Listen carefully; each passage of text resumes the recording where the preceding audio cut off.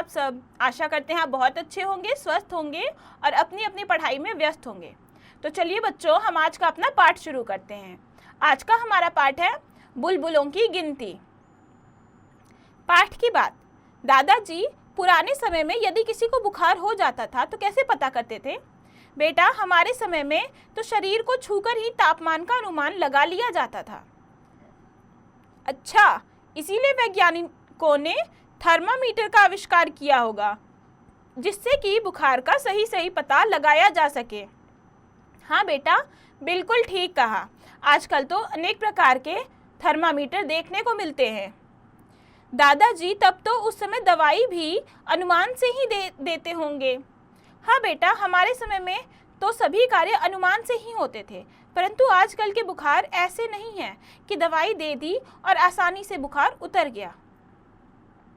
देखो, समझो और करो। भारतीय आयुर्वेदिक चिकित्सा पद्धति विश्व की प्राचीनतम चिकित्सा पद्धतियों में से एक है। आओ इस पद्धति से जुड़े कुछ महापुरुषों के बारे में जानें। पहला है भगवान धन्वंतरी। भगवान धन्वंतरी को आयुर्वेद की उत्पत्ति का अभिन्न अंग माना जाता है। उन्हें आरोग्यता प्रदान करने वाला देवता माना जाता है। दूसरा, चरक। आचार्य चरक को आयुर्वेद का जनक माना जाता है। उन्होंने चरक संहिता नामक आयुर्वेदिक ग्रंथ की रचना की। तीसरा, सुश्रुत। महर्षि सुश्रुत को सर्जरी चिकित्सा का पितामह माना जाता है। उन्होंने सुश्रुत संहिता का नाम महत्वपूर्ण ग्रंथ लिखा। चौथा है च्वयन। महर्षि च्वयन एक महान ऋषि थे। उन्होंने जड़ी बूटियों द्वारा च्वयन प्रयास नामक औषधि का निर्माण किया। पांचवा है वाग्भट। वाग्भट एक महान आयुर्वेदाचार्य थे। उन्होंने अष्टांग संग्रह नामक ग्रंथ की रचना की। आओ पाठ पढ़ें। तो चलिए बच्चों, हम पाठ शुरू करते हैं। आज सुबह से हल्की हल्की बारिश हो रही थी। सैर के लिए जाना तो हो ही नहीं सकता था, इसलिए बाबा और इरा ने बरामदे में कैरम सजा लिया था। खूब जमकर खेल हो रहा था। बराबर की टक्कर थी। कभी बाबा बाजी मार ले जाते तो कभी इरा। तभी दादी आकर बोली, देखना तो जरा रामू, आज सुबह से ही कह रहा है कि शरीर में हरारत है, कहीं उसे बुखार तो नहीं हो गया। तो बच्चों, इसमें बताया गया है कि सुबह से ही बारिश का माहौल था, तो दादाजी और इरा जो होते हैं वो कैरम खेलने लगते हैं, क्योंकि बाहर जाने का मौसम नहीं था तो वो सैर पर नहीं जाते हैं। दोनों खेल रहे होते हैं। तभी दादी आती हैं और कहती हैं कि देखना जरा रामू को बुखार तो नहीं है, क्योंकि वो कह रहा है कि सुबह से उसके शरीर में हरारत है। इतने में ही रामू काका आ गए। बाबा ने रामू काका को कुर्सी पर बैठने को कहा, फिर इरा से अपना बैग मंगवाया। नब्ज देखने के बाद उन्होंने बैग में से थर्मामीटर निकाला और उसे रामू काका की जीभ के नीचे लगा दिया। उन्होंने इरा से थर्मामीटर देखने को कहा। एक मिनट पूरा हो जाने पर इरा ने काका की जीभ के नीचे से थर्मामीटर निकाला और बोला, काका को बुखार तो नहीं है, पारा 98 डिग्री फ़ारेनहाइट पर है। तो फिर उतने में फिर रामू काका आते हैं, तो बाबा उनको वहाँ बैठाते हैं और उनकी नब्ज देखते हैं। फिर वो इरा को बोलते हैं कि मेरा बैग ले आओ। वो बैग में से अपने थर्मामीटर निकालते हैं और उसे उनकी जीभ के नीचे लगा देते हैं। फिर इरा 1 मिनट बाद थर्मामीटर देखती है तो बोलती है कि बुखार तो नहीं है, क्योंकि 98 डिग्री फ़ारेनहाइट है। बाबा ने बैग से स्टेथोस्कोप निकाला, बड़े ध्यान से रामू काका की छाती की जांच की और बोले, रामू, फिक्र की कोई बात नहीं है। फिर कुछ दवाइयाँ देकर आराम करने को कहा। रामू काका के जाते ही बाबा ने स्पिरिट के फाहे से थर्मामीटर को साफ किया और उसे वापस बैग में रख दिया। उसके बाद जब उनको बुखार नहीं होता है तो फिर वो स्टेथोस्कोप निकालते हैं और उससे देखते हैं, तो उससे भी कुछ नहीं होता है। तो फिर वो रामू काका को बोलते हैं कि घबराने की कोई बात नहीं है, और फिर वो उनको कुछ दवा देते हैं और आराम करने को बोलते हैं। उसके बाद फिर वो स्पिरिट से थर्मामीटर को साफ करते हैं और वापस से बैग में रख देते हैं। उन्होंने सोचा कि इरा अगले शॉट के बारे में सोचने में लगी होगी, लेकिन इरा तो कुछ और ही ख्याल में डूबी हुई थी। वह बोली, बाबा, जिस समय थर्मामीटर नहीं थे उस समय मरीज का बुखार डॉक्टर कैसे देखा करते थे? बाबा ने कहा, मैं तुम्हें एक कहानी सुनाता हूँ, ध्यान से सुनना। उस युग में मरीज के बदन को छूकर ही शरीर के तापमान का अंदाजा लगाया जा सकता था। बेटा, जैसे जैसे वैज्ञानिक सोच में प्रगति हुई, डॉक्टरों ने यह महसूस किया कि कोई ऐसा यंत्र बनाना चाहिए जिससे कि रोगी के शरीर का अंदरूनी तापमान ठीक ठीक मापा जा सके।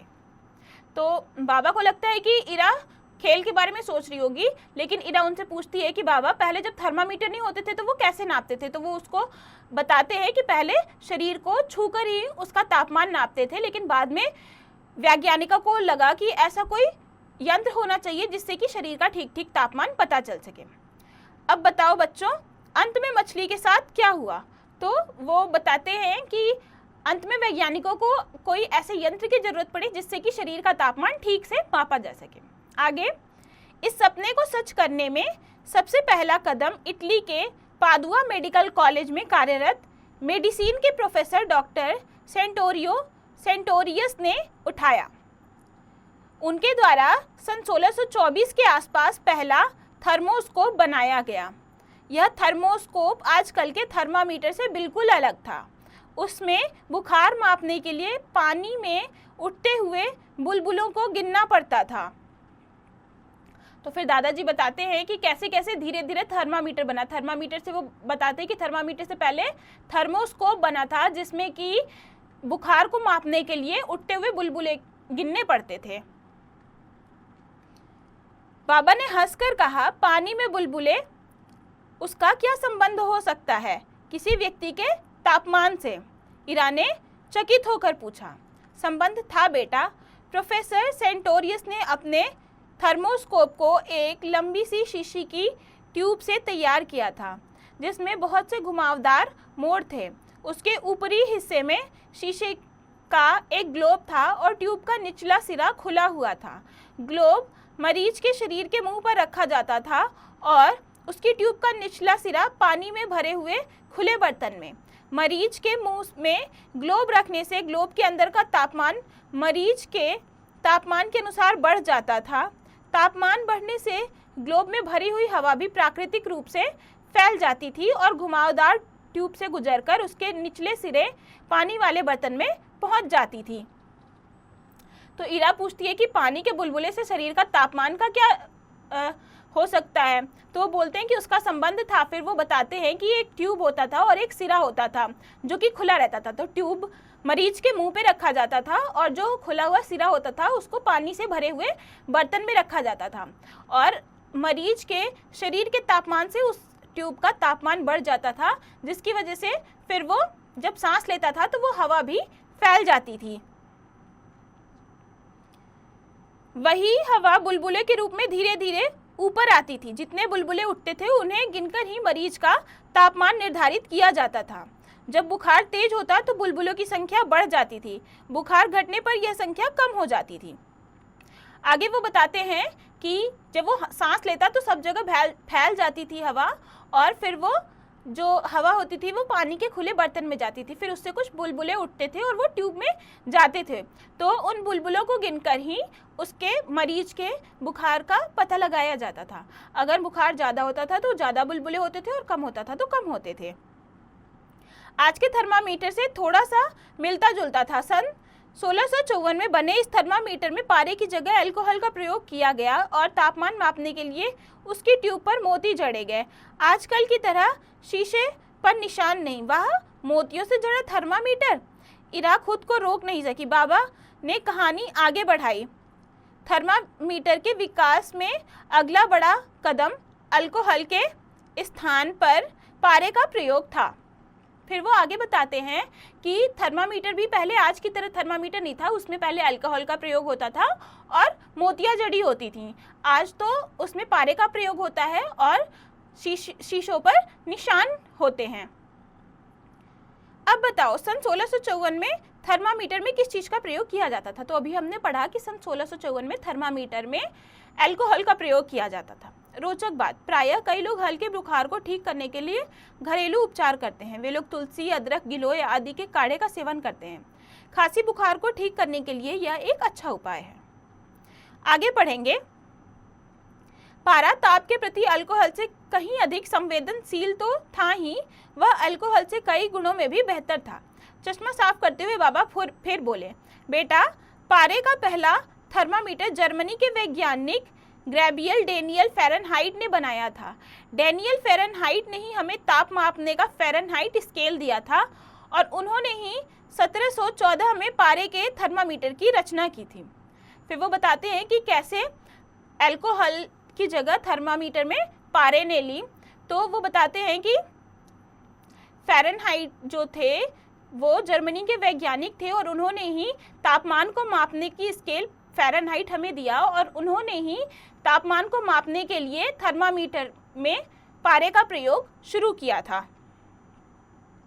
सन 1742 में एंडर्स सेल्सियस ने सेंटीग्रेड थर्मामीटर का आविष्कार किया था। सबसे पहला क्लिनिकल थर्मामीटर सन 1866 में इंग्लैंड में बनाया गया था। इसकी रचना सर थॉमस क्लिफोर्ड ऑल्बर्ट ने की। उनके द्वारा बनाए गए क्लिनिकल थर्मामीटर ने डॉक्टरों और मरीजों का जीवन सचमुच आसान कर दिया। इस आविष्कार से पहले प्रयोग होने वाला थर्मामीटर लगभग 1 फुट लंबा होता था और उसे 20 मिनट तक मरीज के मुंह में रखना पड़ता था। डॉक्टर ऑल्बर्ट का क्लिनिकल थर्मामीटर 6 इंच लंबा और उसे 5 मिनट के लिए ही मुंह में लगाना पड़ता था। फिर वो बताते हैं कि सबसे पहला जो क्लिनिकल थर्मामीटर था वो इंग्लैंड के एक डॉक्टर ऑल्बर्ट ने बनाया था। इससे पहले जो थर्मामीटर होता था वो 1 फीट लंबा होता था और 20 मिनट तक उसे 6 फीट लंबा होता था और उसे 20 मिनट तक मुंह में रखना पड़ता था।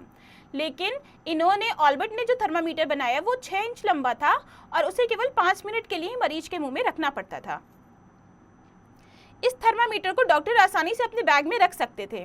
आज हमारे पास अनेक प्रकार के अत्याधुनिक थर्मामीटर उपलब्ध हैं। ऐसे विशिष्ट उपकरण भी बनाए गए हैं जिससे गुजरने पर यह पता चल जाता है कि व्यक्ति को बुखार है या नहीं। हाँ बाबा, जिन दिनों बर्ड फ्लू और कोरोना फैला था उन दिनों इस प्रकार के स्क्रीन हवाई अड्डों पर भी लगाए गए थे। बिल्कुल ठीक, बाबा ने ईरा को शाबाशी दी। फिर बाबा बताते हैं कि आजकल तो बहुत सारे ऐसे उपकरण भी आ गए हैं जिससे कि आसानी से बुखार मापा जा सकता है। अब तो ऐसी आधुनिक तकनीक आ गई है कि अगर स्क्रीन के सामने से गुजरे तो भी वो स्क्रीन बता देती है कि इंसान का तापमान सही है या उसे बुखार है। तो ईरा बताती है कि हाँ, ऐसा हवाई अड्डों पे कोरोना के समय में था। तो बाबा उसे शाबाशी देते हैं। समझने की बात यह है कि यह है बेटा कि बुखार अपने आप में कोई रोग नहीं है, अपितु यह केवल इस बात का लक्षण है कि हमारे भीतर कहीं कोई रोग छुपा है। यदि हमें बुखार आए तो घबराए बिना किसी डॉक्टर से सलाह लेने में ही हमारी भलाई है। फिर वो बताते हैं कि जो हमें बुखार आता है तो वो ये नहीं बताता है कि हमें कोई रोग है, वो बताता है कि हमारे शरीर में कोई रोग छुपा हुआ है। तो हमें जब बुखार आता है तो हमें डॉक्टर से सलाह लेनी चाहिए। इसके लेखक है डॉक्टर यतीश अग्रवाल और डॉक्टर रेखा अग्रवाल। तो चलिए बच्चों, अब हम इस पाठ के अभ्यास को करते हैं। श्रुतलेख: कैरम, मरीज, thermometer, degree, Fahrenheit, stethoscope, spirit, doctor, वैज्ञानिक, अंदरूनी, सेंटोरियो, सेक्टोरियस, थर्मोस्कोप, प्राकृतिक, निर्धारित, अल्कोहल, संवेदनशील, डेनियल। मौखिक: पहला प्रश्न है, निम्नलिखित प्रश्नों के उत्तर बताइए। क, बाबा ने रामू काका की छाती की जांच किससे की? तो बताइए बच्चों, किससे की? बाबा ने रामू काका की छाती की जांच स्टेथोस्कोप से की। ऐसे ही आपको बाकी के प्रश्नों के उत्तर भी पाठ पढ़ के देने हैं। आगे है बहुविकल्पीय प्रश्न। OMR शीट में सही गोले को भरिए। नोट: गोले में रंग भरने के लिए पेंसिल का प्रयोग कीजिए। गोले को सावधानी पूर्वक व पूरा रंगिए। क, बाबा और ईरा ने बरामदे में सजा लिया था। Ludo, carrom, chess. तो क्या सजाया था बच्चों? कैरम सजाया था। तो इसमें दूसरा विकल्प सही है, तो हम OMR शीट में दूसरे गोले को भरेंगे। ऐसे ही आपको बाकी के सही विकल्प छांटने हैं और OMR शीट को भरना है। आगे लिखित प्रश्न है। पहला प्रश्न है, कोष्ठक में से सही शब्द चुनकर रिक्त स्थान भरिए। क, बाबा ने रामू काका को रिक्त स्थान पर बैठने को कहा। मेज, कुर्सी। तो किस पे बैठने को कहा? कुर्सी पे बैठने को कहा। ऐसे ही आपको बाकी के रिक्त स्थान भी कोष्ठक में से सही शब्द चुनकर भरने हैं। दूसरा प्रश्न है, सही वाक्य पर सही तथा गलत वाक्य पर गलत का चिन्ह लगाइए। क, कभी बाबा बाजी मार ले जाते तो कभी ईरा। तो ये वाक्य सही है, इस पे हम सही का चिन्ह लगाएंगे। ऐसे ही आप बाकी के पाठ पढ़िए और वाक्य को देखकर बताइए वो सही है या गलत है। तीसरा प्रश्न है, किसने किससे कहा? क, देखना तो ज़रा कहीं बुखार तो नहीं हो गया। यह किसने किससे कहा? यह दादी ने बाबा से कहा। ऐसे आपको बाकी के वाक्य पढ़ के बताने हैं कि यह वाक्य किसने किससे कहा है। प्रश्न 4 है, निम्नलिखित प्रश्नों के उत्तर दीजिए। क, दादी ने आकर क्या कहा? तो क्या कहा था दादी ने आकर? दादी ने आकर कहा कि रामू कह रहा है कि सुबह से शरीर में हरारत है, देखना कहीं उसे बुखार तो नहीं हो गया। ऐसे ही आपको बाकी के प्रश्नों के उत्तर भी देने हैं। आगे हम करेंगे भाषा की बात। पहला प्रश्न है, निम्नलिखित शब्दों को दिए गए उदाहरणों के अनुसार लिखिए। कठोर, कठोरतर, कठोरतम। तो होगा श्रेष्ठ, श्रेष्ठतर, श्रेष्ठतम। ऐसे ही आपको इन वाक्यों के भी उदाहरणों के अनुसार इन वाक्यों को भी लिखना है। दूसरा प्रश्न है, निम्नलिखित शब्दों को शुद्ध करके लिखिए। तो इसमें ये शब्द जो दिए गए हैं हमें इन्हें शुद्ध करके लिखना है। जैसे लिखा है थर्मामीटर, तो इसे हम शुद्ध करेंगे तो ये जो र है ये आधा होगा, तो ये म के ऊपर रेफ के रूप में जाएगा, थर्मामीटर। ऐसे ही आपको बाकी के शब्द भी शुद्ध करके यहाँ लिखना है। प्रश्न 3 है, निम्नलिखित वाक्यों में प्रयुक्त संज्ञा शब्द छांट कर लिखिए। तो ये जो वाक्य दिए गए हैं इसमें से आपको संज्ञा शब्द छांटने। जैसे क, बाबा ने रामू काका को कुर्सी पर बैठने को कहा। तो इसमें संज्ञा शब्द क्या है? इसमें संज्ञा शब्द है कुर्सी। ऐसे ही आपको बाकी के वाक्यों में से भी संज्ञा शब्द छांटने हैं और यहाँ लिखना है। प्रश्न 4 है, निम्नलिखित वाक्यों में प्रयुक्त कारक शब्दों को रेखांकित कीजिए और कारक का नाम लिखिए। क, आज सुबह से बारिश हो रही थी। तो इसमें कारक शब्दों को रेखांकित करना है। तो इसमें कारक शब्द है से और कारक का नाम लिखना है। तो से किसका कारक चिन्ह है? करण से, तो करण कारक यहाँ पे हम लिखेंगे। आज सुबह से, तो सुबह से को हम रेखांकित करेंगे और कारक का नाम है करण। ऐसे ही आपको बाकी के वाक्यों में भी कारक चिन्हों को, कारक शब्दों को रेखांकित करना है और कारक का नाम लिखना है। आगे है, आप क्या करते यदि थर्मामीटर का आविष्कार न हुआ होता तो आप क्या करते, ये आपको बताना है। यह भी करो। पहला है, विभिन्न वैज्ञानिकों और उनके आविष्कारों संबंधी जानकारी यहाँ एकत्र कीजिए। कक्षा को 4-4 के समूह में बांटकर प्रश्न उत्तर सत्र का आयोजन कीजिए। तो ये आपको अपनी कक्षा में खुद करना है। आगे है, थर्मामीटर द्वारा तापमान मापना सीखिए और 5 दिनों तक सुबह शाम अपना तापमान मापकर चार्ट पेपर पर लिखिए। ये भी आपको खुद से करना है। आपको थर्मामीटर से तापमान देखना सीखना है और फिर अपने शरीर का 5 दिनों तक लगातार तापमान माप के उसको चार्ट बनाना है। आगे है, दिए गए स्थान पर थर्मामीटर का एक चित्र बनाइए। तो ये भी आपको खुद से करना है। तो बच्चों, ये पाठ यहाँ ख़त्म हुआ। हमने इस पाठ में पढ़ा कि पहले चीज़ों को मापने के लिए किस तरह की तकनीक का प्रयोग किया जाता था और आज हमारे पास क्या क्या तकनीकें हैं अपने शरीर का तापमान मापने के लिए। तो आप इस पाठ को खुद से पढ़िए, समझिए और इसके बचे हुए अभ्यासों को खुद से कीजिए।